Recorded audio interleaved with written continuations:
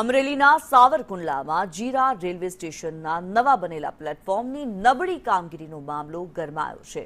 ₹6 કરોડના ખર્ચે વિકાસ કાર્યો હેઠળ બનેલા આ પ્લેટફોર્મમાં ભ્રષ્ટાચારની ફરિયાદ મળતા જ સાંસદ ભરત સુતરિયા જાતે નિરીક્ષણ માટે પહોંચ્યા હતા।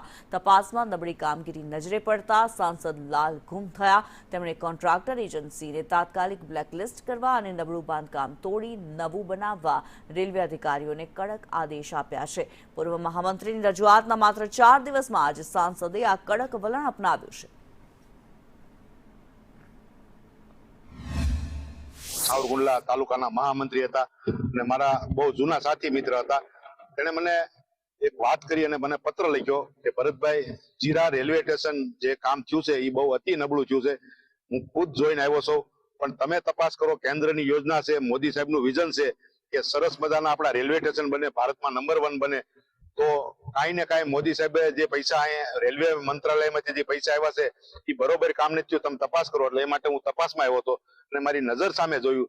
જે મને પત્ર મળ્યું હતું, જે એની અંદર લખ્યું હતું, એ તમામ વાત સાચી હતી।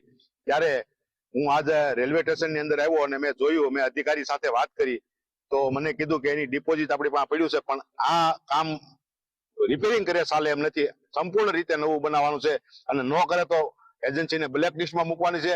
સાવરકુંડલા તાલુકાનું જીરા ગામ છે, ત્યાં રેલવે સ્ટેશનના પ્લેટફોર્મનું આરસીસીનું કામ થોડા સમય પહેલા કરવામાં આવ્યું હતું।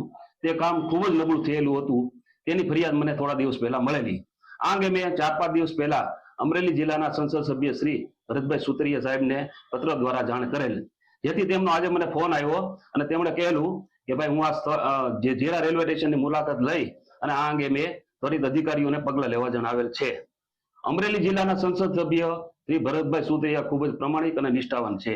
તેઓ આ નબળા કામ બાબતે તાત્કાલિક તેમને સ્થળની મુલાકાત લઈ અને અધિકારીઓને આ અંગે તાત્કાલિક કડક કાર્યવાહી કરવા જણાવેલ છે। આ રેલવે સ્ટેશનનું કામ લગભગ અંદાજે 4-5 મહિના પહેલા થયેલું છે, પરંતુ કામ સાવ જર્જરિત થઈ ગયું છે। આરસીસી સાવ તૂટી ગયેલ છે, છાપરાનું કામ તૂટી ગયેલ છે। રેલવે વિભાગના કહેવાતા અધિકારીઓ જે પ્રમાણિક અને નિષ્ઠાવાનની જે છાપ ધરાવે છે, પરંતુ તેમણે આ કામ શા માટે ચલાવી લીધું અને આનું પેમેન્ટ પણ ચૂકવી દીધેલ છે। તો આ એજન્સી અને આવા ભ્રષ્ટ અધિકારીઓ વિરુદ્ધ પગલાં લેવા જોઈએ